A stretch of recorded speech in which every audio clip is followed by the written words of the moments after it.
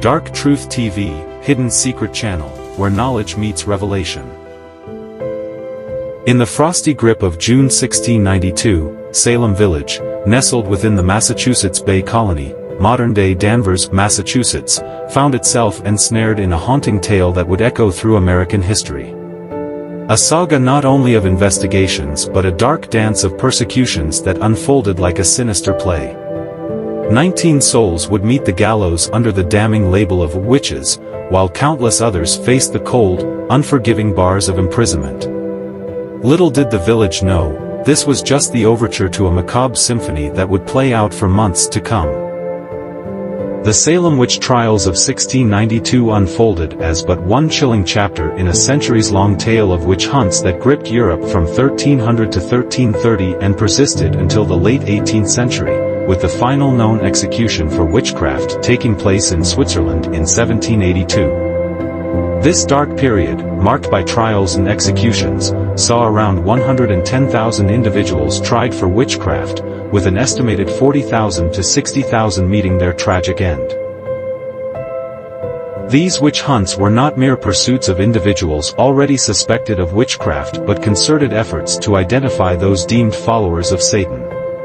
The belief was that these individuals had bartered their souls for demonic assistance, transforming into animals or assuming different human forms.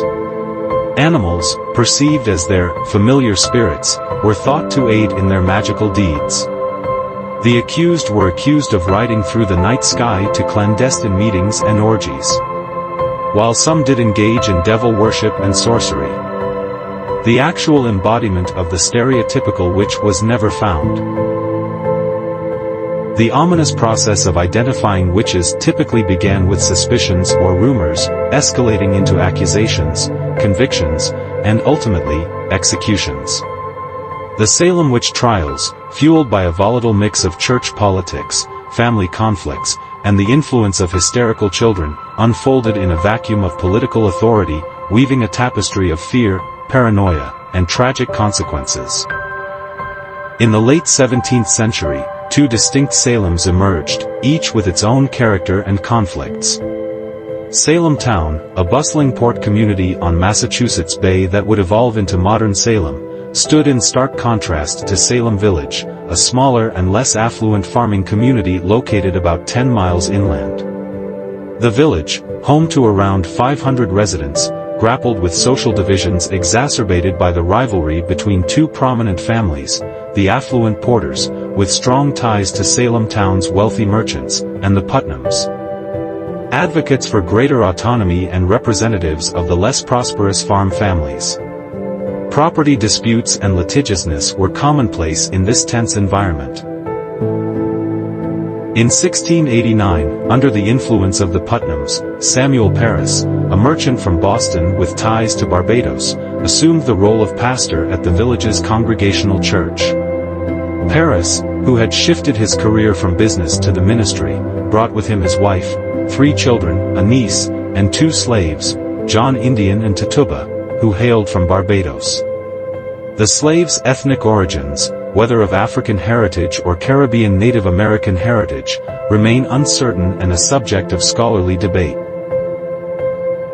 Parris, a shrewd negotiator, initially navigated his contract with the congregation skillfully. However, as his tenure progressed, he sought increased compensation, including ownership of the parsonage, sparking discontent among many congregation members. Parris's orthodox Puritan theology and preaching further deepened divisions, especially when he insisted that non-members leave before communion.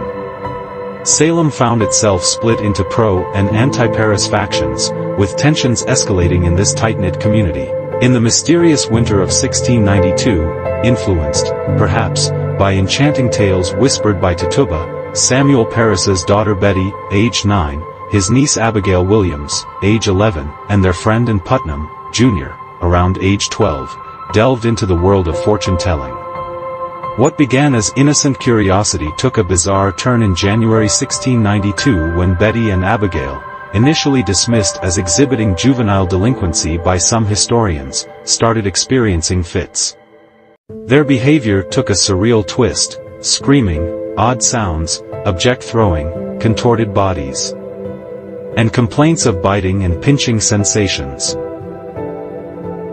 Retrospectively analyzing these events through the lens of modern science, some scholars have proposed explanations ranging from asthma, encephalitis, Lyme disease, epilepsy, child abuse, delusional psychosis, to convulsive ergotism. The latter, caused by consuming fungus-infected rye, can induce vomiting, fits, hallucinations, and a sensation of something crawling on the skin. Yet, given the subsequent spread of this peculiar behavior to other girls in the community and its timing, these medical and psychological explanations seem less convincing.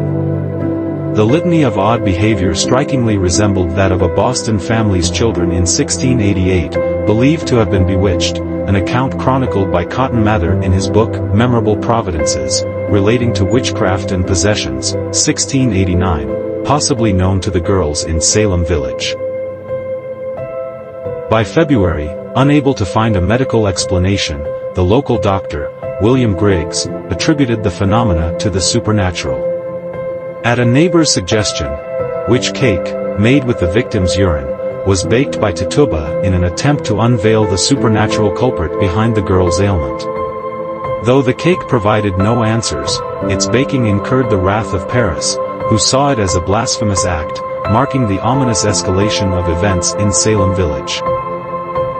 Under the relentless pressure imposed by Paris to unveil their tormentor, Betty and Abigail pointed fingers at Tituba and two marginalized figures in the community, Sarah Good, a cantankerous beggar, and Sarah Osborne, also spelled Osborne, an elderly bedridden woman scorned for her romantic involvement with an indentured servant. In the crucible of accusation, both Good and Osborne vehemently proclaimed their innocence, with Good even accusing Osborne. On March 1, two magistrates from Salem town, John Hathorne and Jonathan Corwin, descended upon the village for a public inquiry.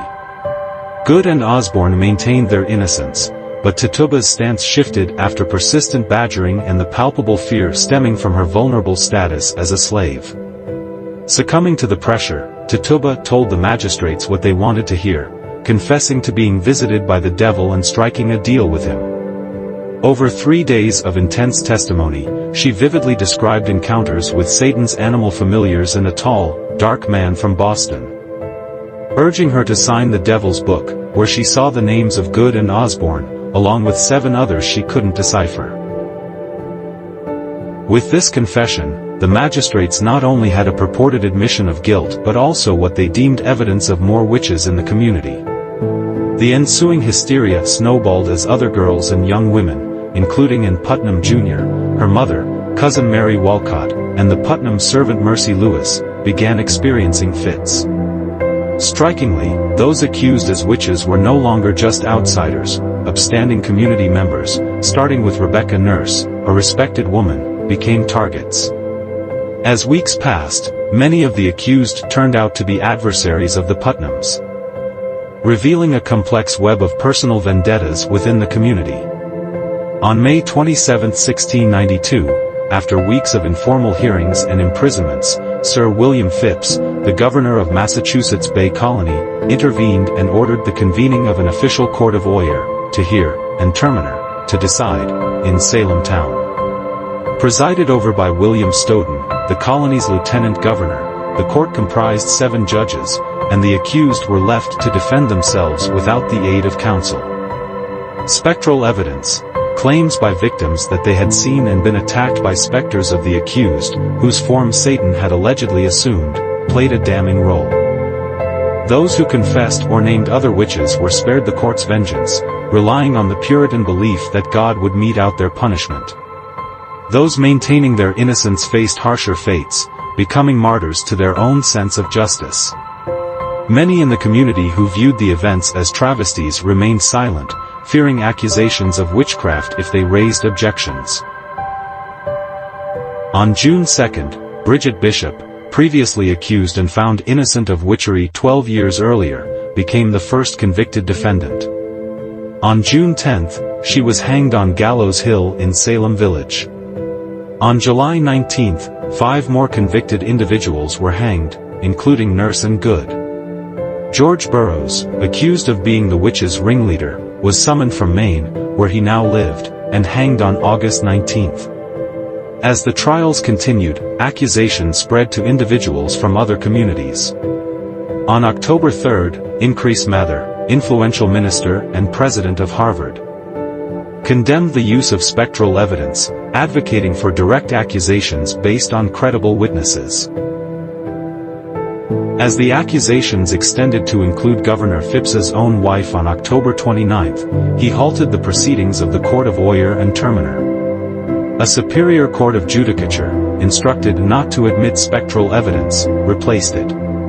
Trials resumed, but of the 56 persons indicted, only 3 were convicted. By May 1693, as the trials concluded, Phipps had pardoned everyone held in custody. 19 persons had been hanged, and another 5, excluding Giles Corey, had died in custody. In the years following, there were individual and institutional acts of repentance by many involved in the trials. In January 1697, the General Court of Massachusetts declared a day of fasting and contemplation for the tragedy resulting from the trials. Samuel Sewall, one of the judges, publicly acknowledged his error and guilt in the proceedings that month. In 1702, the General Court declared the trials unlawful. In 1706, Ann Putnam, Jr., apologized for her role as an accuser. By 1711, the Commonwealth of Massachusetts exonerated 22 of the 33 individuals convicted, paying some £600 to the families of the victims. In 1957, the state of Massachusetts formally apologized for the trials. It wasn't until 2001 that the last 11 of the convicted were fully exonerated. The abuses of the Salem witch trials contributed to changes in U.S. court procedures, playing a role in the establishment of the right to legal representation, the right to cross-examine one's accuser, and the presumption of innocence rather than guilt. The trials, along with the witch hunt as metaphors for the persecution of minority groups, remained powerful symbols into the 20th and 21st centuries. Playwright Arthur Miller's use of the events and individuals from 1692 as allegorical stand-ins for Senator Joseph McCarthy's anti-communist hearings during the Red Scare of the 1950s further solidified their enduring impact, notably in The Crucible, 1953.